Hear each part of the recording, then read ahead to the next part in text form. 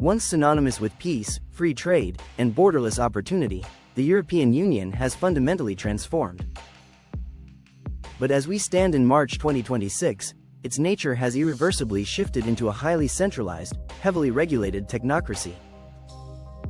Today, high-net-worth individuals, entrepreneurs, and investors are quietly executing a mass exodus. They are not just leaving high-tax nations like France or Germany, they are abandoning the European continent entirely. To understand why moving to Portugal or Spain is no longer a viable escape plan, we must examine the systemic risks, the loss of national sovereignty, and the unprecedented financial traps that have been set across the Eurozone. Disclaimer: this video shares general information and trends only. It's not financial, legal, tax, or immigration advice. Always consult qualified professionals for your personal situation before making decisions. The foundation of the European crisis is mathematical. The Eurozone's public debt has climbed to 88.5% of GDP in late 2025, with France at the epicenter. As the second largest economy, France's public debt now exceeds 3,500 billion euros, and the Agence France Trésor plans record emissions of over 530 billion euros in 2026, more than during the COVID crisis. Unlike the Greek crisis of the early 2010s, France is simply too big to fail, but also too big to bail out. This creates a terrifying dynamic known as the doom loop. European commercial banks hold massive amounts of this sovereign debt. If the French state falters, the balance sheets of major European banks collapse with it. Your savings, your corporate capital, and your investments are tied to a currency backed by nations that can no longer balance their budgets. To manage this fragile system, power has been largely stripped from national parliaments. Studies show that a significant portion, often estimated around 50–60% in key areas like economy, digital, and environment, of laws in member states transpose EU directives.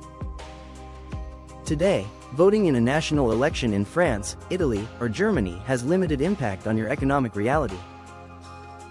The European Union is governed by a technocratic commission.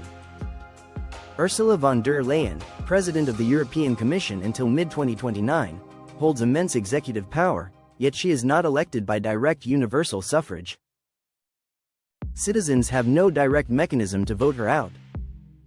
This democratic deficit means that laws governing your wealth and privacy are often decided in Brussels, sometimes immune to national protests. This unaccountable power has been weaponized against digital freedoms. The Digital Services Act, fully enforced since 2024, has transformed the European Internet into a monitored environment. Major tech platforms face fines up to 6% of global turnover if they fail to suppress content labeled as disinformation by regulators. Meanwhile, the chat control legislation, now advancing through trilogues toward a 2026 deal, pushes for scanning private encrypted messages to detect child abuse material, raising fears over end-to-end encryption and mass surveillance. The right to anonymous, private conversation is under systematic pressure. With digital control in place, the technocracy targets private wealth to fund deficits. The era of easy European tax optimization is fading. In the Netherlands, lawmakers approved in February 2026 a 36% tax on unrealized capital gains for stocks, bonds, and crypto, effective January 2028, taxing paper increases even if unsold, after courts struck down the old fictional yield system. In France, the flat tax on capital income has crept to 31.4%, and stealth hikes continue. The strategy is clear: when states run out of money, they target citizens' capital, realized or not. To prevent capital flight, the European Central Bank advances the digital euro. Marketed as modern cash, this CBDC requires identity verification and tracks every transaction under anti-money laundering rules. Critically, it includes a holding limit of around 3,000 to 4,000 euros per wallet, designed to stop mass transfers from commercial banks during crises. Without it, a digital bank run could collapse the sector overnight.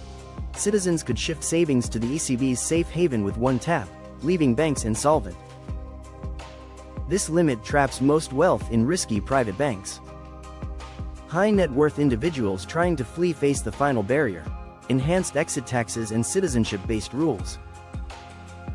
France's 2026 budget amendments extend the exit tax, long version, to 15 years for unrealized gains on shares over €800,000 or 50% stakes, meaning you pay on departure, with relief only after holding post-exit. Proposals also target worldwide income for up to 10 years for high earners, over approximately €240,000 per year, moving to low tax spots if you've resided 3 of the last 10 years in France.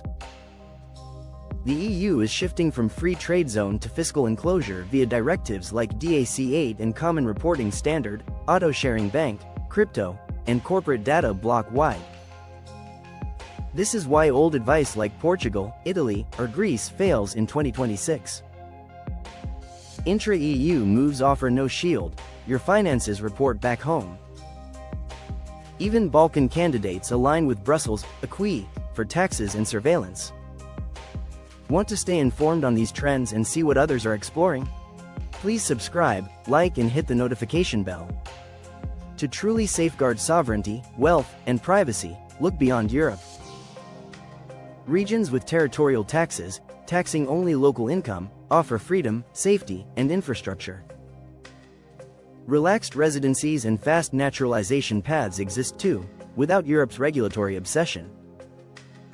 But relocation alone isn't enough if nationality triggers taxes. The ultimate defense: acquiring a second citizenship. The quickest and easiest way is via investment programs. In months, donate to funds, buy real estate, or invest locally and you could get a new passport. It lets you renounce burdensome citizenship, cutting state claims on global wealth. In the next video, we will explore different countries offering citizenship by investment programs. The EU of 2026 masterfully harmonizes taxation, erodes privacy, and centralizes power. But it binds only those who stay. Capital, talent, and ambition are mobile. Research your options while you can. Thanks for watching until the end. I will see you in the next video.